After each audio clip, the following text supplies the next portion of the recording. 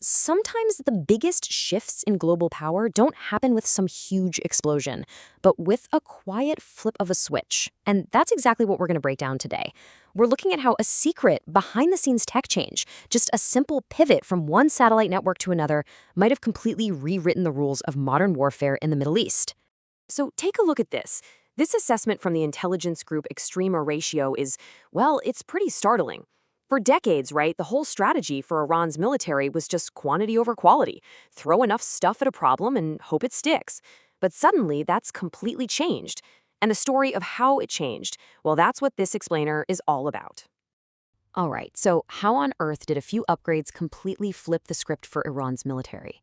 To really get our heads around this, analysts use this fascinating hypothetical scenario they call the 12-Day War.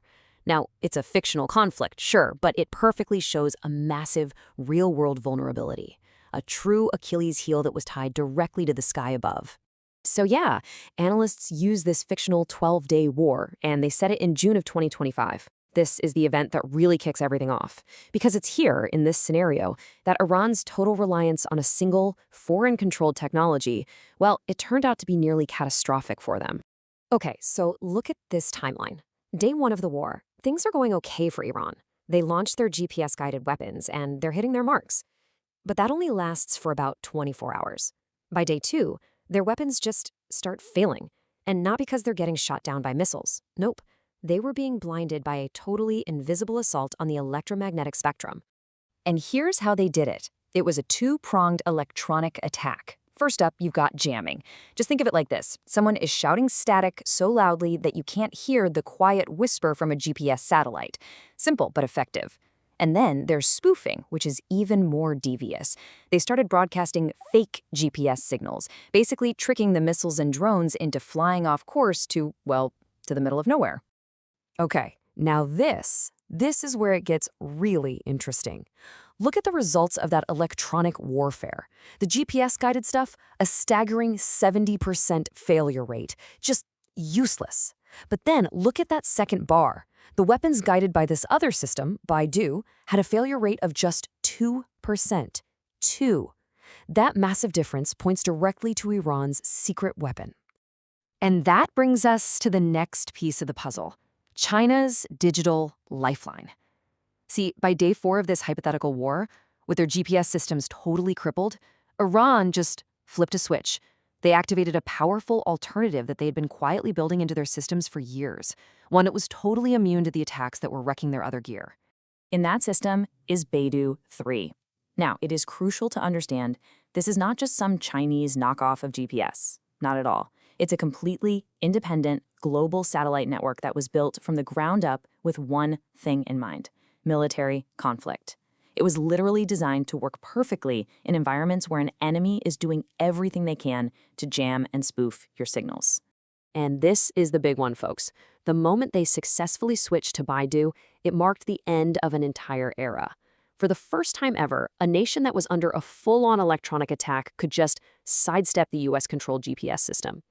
GPS used to be the only game in town for what's called PNT, positioning, navigation, and timing, but not anymore.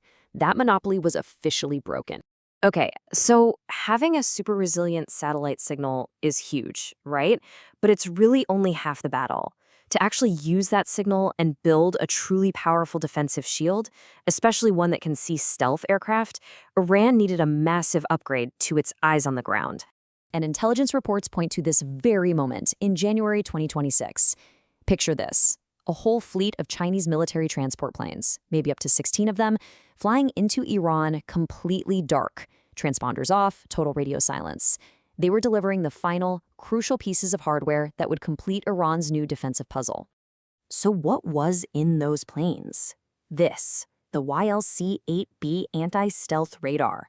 And this thing is a beast. Its low-frequency waves are perfect for spotting stealth aircraft, which are specifically designed to be invisible to normal high-frequency radar. Plus, the whole system's mobile. You can pack it up or set it up in under 30 minutes, which makes it a nightmare to find and destroy. And the best part?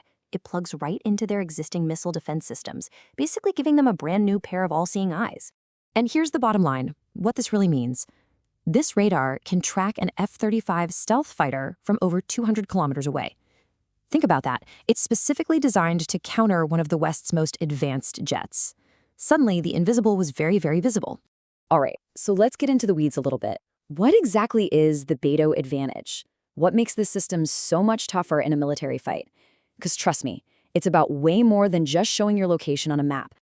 It really comes down to three main pillars of superiority. First, it's incredibly jam-resistant. The encrypted military signal uses something called frequency hopping. It's constantly jumping between frequencies, making it almost impossible to lock onto and jam. Second, it's got surgical precision. It uses 3 separate frequencies to navigate, which lets it correct for any atmospheric distortion. And third, and this is the total game changer, it has two-way communication. That means a missile can actually receive new targeting info after it's been fired. So, what does surgical precision actually look like in the real world? We're talking about an accuracy, what's called circular error probable, of less than 0.3 meters. To put that in perspective, that's like hitting a target the size of a dinner plate from hundreds of kilometers away. Just incredible. Okay, so if we geek out for a second and look at the actual technical details, you can see BeiDou has a few different signals. Now, that civil signal can be used for things like deception, but the one you really need to pay attention to is the B3I signal. That's the encrypted military-only channel. It's the secret sauce that provides all of BeiDou's toughness and unbelievable precision.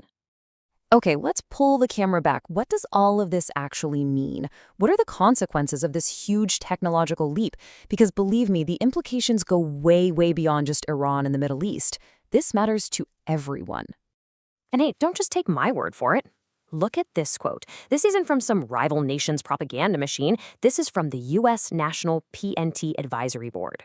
In 2022, that's the group that advises the U.S. government on its own GPS system.